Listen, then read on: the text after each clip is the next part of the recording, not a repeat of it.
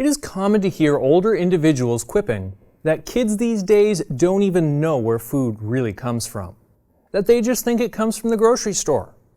As metropolitan areas like Vancouver, Edmonton, and Toronto continue to expand into nearby agricultural areas, we have to ask ourselves a question.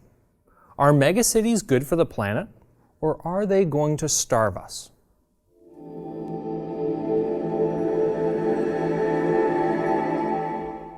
If you were going to build a city, where do you think you would build it? Somewhere warm, green, and with plenty of water nearby. You might even think to yourself, somewhere that food can grow well. We are told that eating local is more sustainable and better for the environment. Well, there's a catch with that last bit, but we'll get to that in a moment.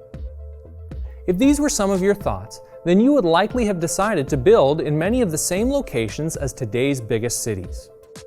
Before cars, it wasn't just convenient, it was necessary to live very close to your food source. Many of the world's biggest cities are surrounded by the most fertile land. Transportation was key as well, meaning cities often sprung up near navigable waterways and open plains, facilitating the movement of resources over land and water. Much of the Greater Toronto Area covers what was once one of Canada's greatest fruit tree producing regions. Looking across the border to the United States shows many examples of cities sprawling into the countryside. A NASA study looking at major U.S. cities has this to say in regards to the impact of city location on agricultural production.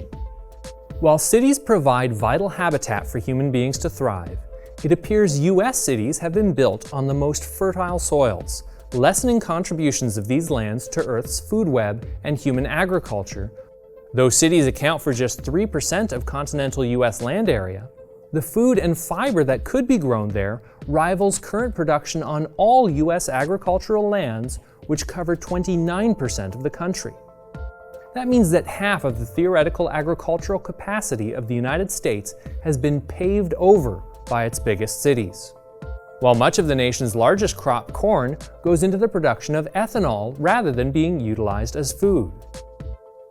Another study on the subject, referenced by the Guardian newspaper, sought to map out the future expansion of cities into agricultural areas globally. Our future crops will face threats from the massive expansion of cities, a new study warns. By 2030, it's estimated that urban areas will triple in size, expanding into cropland and undermining the productivity of agricultural systems that are already stressed by rising populations and climate change. Roughly 60% of the world's cropland lies on the outskirts of cities, and that's particularly worrying, the report authors say, because this peripheral habitat is, on average, also twice as productive as land elsewhere on the globe. Once again, we find our most productive agricultural land faced with the likelihood of being paved over for shopping malls, office buildings, and condominiums. Many and prosperous Western nations haven't known severe food shortages since World War II.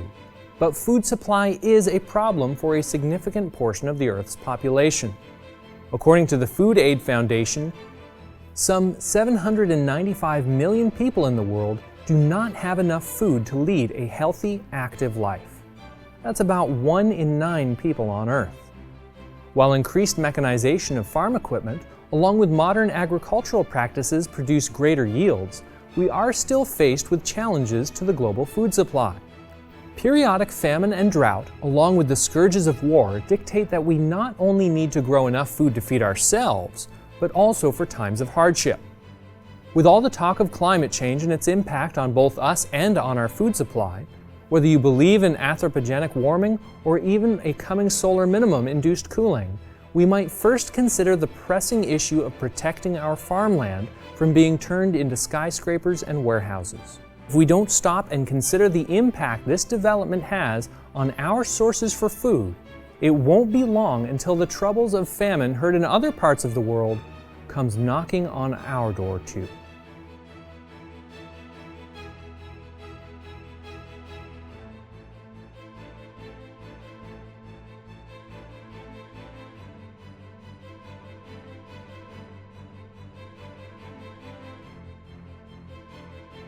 Subscribe and click the notification bell to receive updates about new content.